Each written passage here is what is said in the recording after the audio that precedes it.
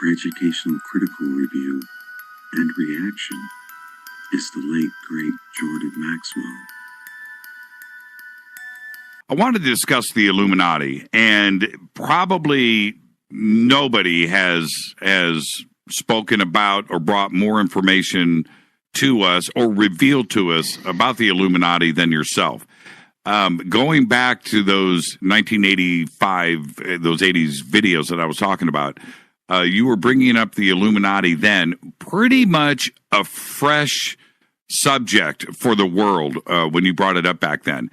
Today, it's pop culture. It's everywhere. It's gone from you in a library in Burbank, right, to Madonna.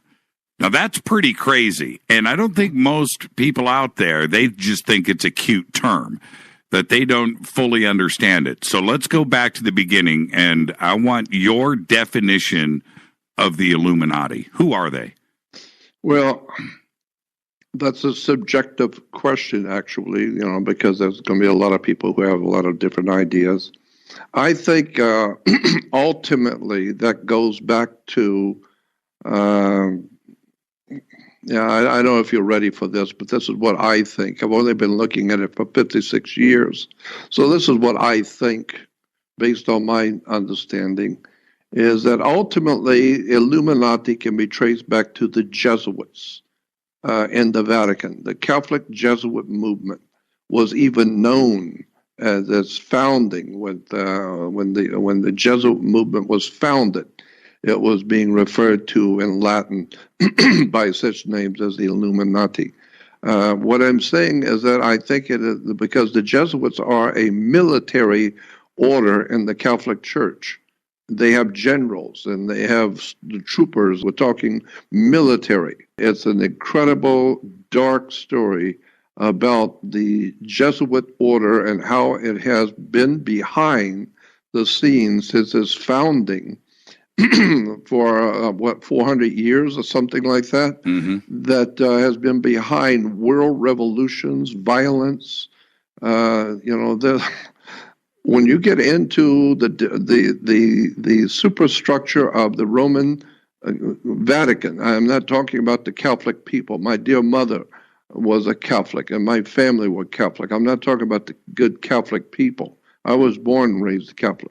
I'm talking about the organization, the church itself. Where did it come from? And when you start looking into the actual history of the Vatican, where it came from, who founded it, where the money came from, and how it was connected with the Roman Empire behind the world scene. When you understand the real powers behind the Roman Empire, when you think about the Caesars of Rome and how powerful they were, they, like the President of the United States today, merely represent the real powers, the money powers behind the empire. So today, the President only represents the real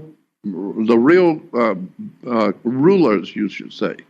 The real rulers of this world are the people with money, the powerful people with big money. And so during the Roman Empire, the Caesars appeared to be very violent and ruthless and powerful people. But actually, they were merely the fronts for the real rulers, which was the Pisos family. People like the Pisos were the Rothschilds behind the Roman Empire, just as the Rothschilds are behind the British Empire today.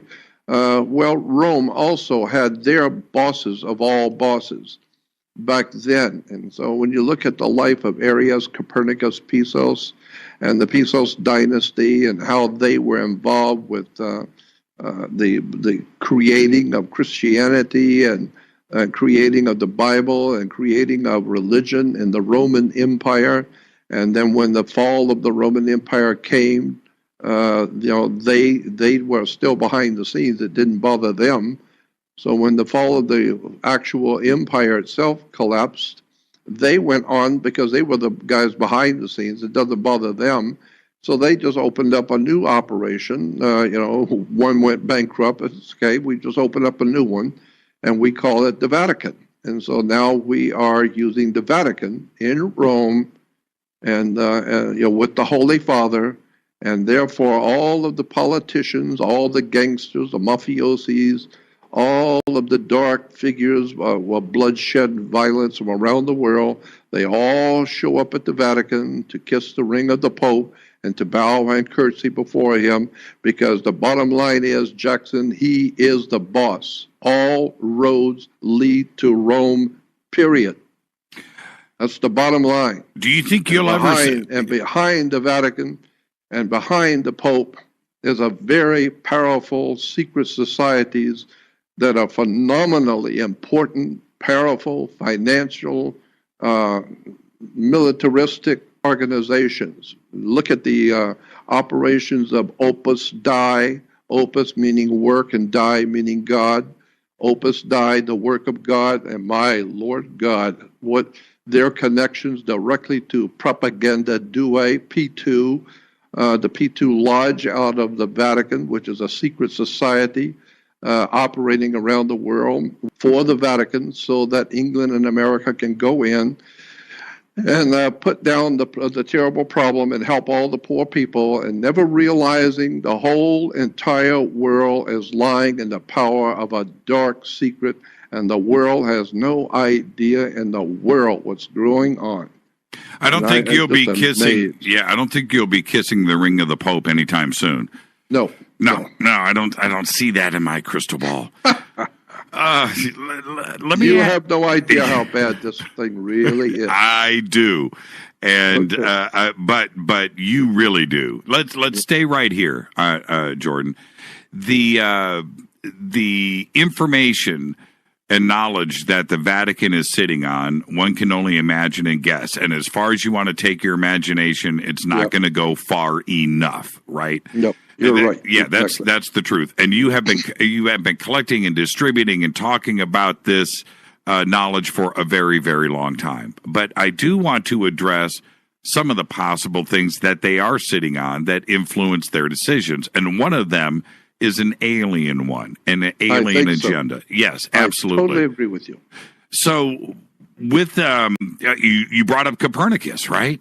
And you think about everything that they have done with heresy and persecution and death when it came to the knowledge of the universe, our solar system, the sun, and all of that they probably knew what was going on and they didn't want this knowledge to get out. Today they have observatories and they're talking about baptizing ET, right?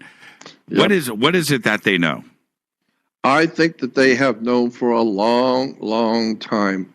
I am totally convinced from what I have been able to personally see and talk to individuals who know and on the inside, that the Vatican, along with the U.S. government and Russian government and probably some other governments around, especially the British, have been aware for a long, long time that there is a power in this world so awesome and so frightening and so profoundly evil, and it directs the world of mankind behind the scenes. Even who was it? The 28th president of the United States was Woodrow Wilson. And if you'll recall that famous quote from Woodrow Wilson back in the 30s, where he said that there was a power in this world so frightening and so powerful that wealthy and important people around the world are frightened to death to even mention its name. And they don't want to talk about it at all because it's fearful. It's like talking about the mob in public. And so I think that there has always been the presence of a very powerful secret societies operating around the world and still do today. We don't even begin to know who they are. Has nothing to do with the important so-called important figures and institutions that we see today. No. There's something far, far bigger than you have even suspected, that's been going on for thousands of years. And the institutions like Hollywood and the military-industrial complex have known about this very powerful presence that is what I call overshadowing the human destiny of the world. And I am totally convinced for myself that it has to do with extraterrestrial presence. Something else is on this earth that is driving the human race mad. But there's nothing you can do about it. There's no way you can defend yourself from it. Right. And basically, I guess is what the story is in the Bible about the devil and the demons that control the world. Well, I think there's a modicum of value in that concept. I think there is something to that idea that there is some kind of a highly intelligent, extraordinarily brilliant, man, incredibly evil presence in the world that is behind dictators, murder, violence, and this is what the human race is dealing with, but we don't know it, so we're fighting each other.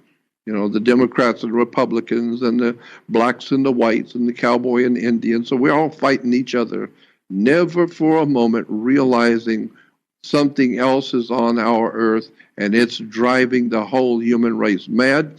And there's nothing, and this is important, there's nobody going to get into politics unless that power allows it to. Nobody is going to run anything in this world unless that dark power says so. So I don't know what you could do with that one. Take that and smoke it in your pipe, because as far as I'm concerned, military and presidential people, I don't care how good they may think they are not going to do nothing unless they are allowed to do it by the powers that really operate behind the world throne. Why do you think, Jordan, that today, more than ever, we have nothing but information about exoplanets, fast radio burst, ET contact, life on Enceladus and Europa, and Mars is always part of the conversation now? It seems like we are being prepped. I mean, we talk about it all the time, but we are really being prepped for some kind of disclosure or some kind of ET event. This is getting us acclimated for it. Do you feel the same thing? Yes. Well, let me say this, that one of my dear friends that I used to work with many years ago, he's still here with us, is Norio Hayakawa. Yep. And Norio was a very dear friend. I love him very much. And great guy. He's always been a wonderful, wonderful friend. And a troublemaker, too. Now, come on, you got to put in troublemaker there. Yeah, well, but I'm leading him in that. Yeah, right. But Norio used to, when he was giving lectures at these conferences that I was speaking at too, he was promoting the idea that maybe the government, the governments of the world and the secret societies of the governments of the world are planning a fake invasion to frighten the whole world into falling into the trap of a new world order where we all give up our arms and we all give up and we cling to one great leader of the world, and he will save us from these extraterrestrial. But the whole thing, in Norio's opinion, could very well be just a plot. And so one night in Pasadena, one night after one of the big Whole Life Expos that I was speaking at, and he was too, we all went out to dinner. And I mean, it was a whole bunch of the speakers, all top of the line people. And we all went out to dinner, the speakers, and he began talking about that to everyone and explaining how this was all being set up. I said to him at that dinner, I said, Norio, I can take the same facts that you have enumerated. I can take the same facts and come up with a totally different story. And this is it. Maybe you're saying that all of this stuff is being put together to fool us into believing that there's going to be an alien invasion. I'm saying maybe there's going to be an alien invasion, and the governments, as stupid as they are, they know that. They've been told it's going to happen. It's not going to happen for a while because the invaders are like the Nazis, are very, very bright. These entities from wherever they have come are very smart. They're not going to drop in on us immediately. They know the way the human race works. You got to prepare them over maybe 100 years. Prepare them. And so I said, so maybe that's what's happening. Maybe Hollywood and governments are promoting all of this because they know it's actually going to happen, and there's nothing you can do about it. And therefore, Hollywood is being directed to prepare us with these scenarios, like Spielberg with and Indiana Jones and the UFO stuff and all of these space thrillers. I think this is probably preparing the human race for something which governments already know that's coming, and there's nothing we're going to do about it. That's what I think. And wouldn't it have already happened though, Jordan? I mean, we wouldn't even be on this show right now if ET had bad intentions. Well, I'm saying that. Well, of course, if you go back to the people who have talked about this from the inside, they're saying that there are different ETs here. They're not all bad, right? And so but I see a presence on the earth, which I guess Christians had the better explanation for it, even if it isn't exactly correct. But the idea that Christianity has provided that there is some kind of a demonic, for lack of a better term, a demonic, demon-possessed spirit in the world, which they call the devil, which I understand is simply putting a D, the letter D in front of the word evil, becomes devil. Right. Take one of the O's out of good, becomes God. So God is good and the devil's evil. Right. But I do believe that there is something really important about the concept that there is a spiritual presence in the world that we cannot see, but it's here. We can't see wind, but it's here. And we can't see TV waves in the air, but they're here. So there's so many things we can't see, but they are here. Well, I think that there is a spiritual presence on the earth that, as I said, Christianity has talked about being devils and demons and devil worshippers, etc. I think there is legitimately something to that story. I don't think it's exactly the way Christianity understands it, but I think the concept is right. We are being overshadowed by some sort of a dark force that is leading us and directing us and ultimately bringing us to a terrible place in the world and the history of civilization. And I'm frightened because I know there's nothing that we humans can do about it. And the reason why is because knowledge is power. And there are too many important people in this world that don't want this kind of knowledge out. People who are running the world, they'll tell you, keep your mouth shut. Right. And just pay your bills and be in compliance and kiss the ring, and that's all you need to know. So, well, and that's the doom and gloom side of it, and I totally get it because the agenda is the agenda, and we can all see that. But certainly, when I hear you when you say there's nothing we can do about it, if the knowledge doesn't get out. But if the knowledge continues on its flow and what is going on today, in the end, we will win, right? Well, I think you're probably right on that. I mean, because being old, I'm 76 years old, going on 77 years old, and I've been through hell in my life, and so naturally, as an older guy, I tend to be more pessimistic, but that's okay. I earned it because of my age and my experiences. But I think you're right. I think eventually the world is going to awaken. And there's going to be some really interesting times to live in as the chaos is now sweeping the world, and the world of mankind is realizing that nothing is what you think it is. My God, I was saying that a long time ago. I know, isn't that right? And I wanted to, before we hit this next break, you have seen all the phases of the conspiracy community. You've seen all the infighting over the years. You've seen the intrusions. You've seen the disinformation. You've seen the agents that have infiltrated and tried to disrupt things. You've seen all of it. And it's going on today in our community. And why is that? Why do we have this infighting that is going on. Is it Washington interfering with disinformation campaigns and causing all of this? You've experienced all of it. Why are we living it today probably worse than ever before?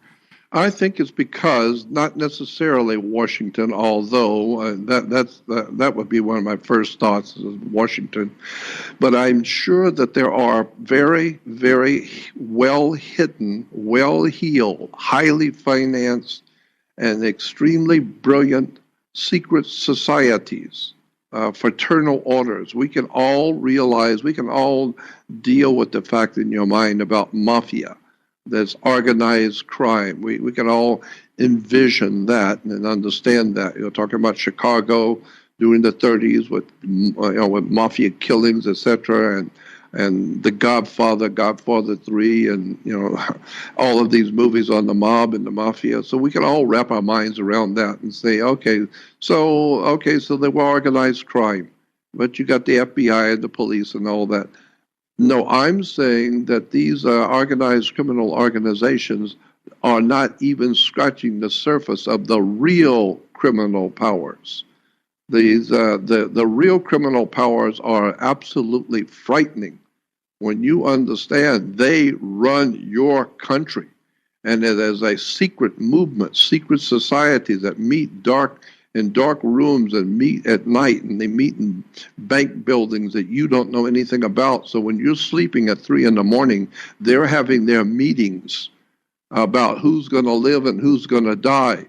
And the stuff going on in Washington, D.C., wow, you have no idea in the world how corrupt that system of what we call Washington, D.C., what it really is, what it actually is, and who's really running it, and where it's taking all of us and our destiny as a country and as individuals, where we are going, you have no idea. And I've been trying desperately to get people to look at the evidence that I've been producing over the years. It's been very difficult. But like you said, and I think you're probably right, people are waking up, and it very well might be that ultimately at the end of the day, something is going to change, and maybe our Creator will see to it that He steps in, whatever God is. I do believe in God. I do believe in the presence of a spirit in the universe. There's no doubt in my mind about it. But perhaps that one will step in and save us at a last resort if we start waking up and doing something ourselves to show the Great Spirit that we don't want this any longer. So that's what I do. That's who I am. That's what I've been trying to do.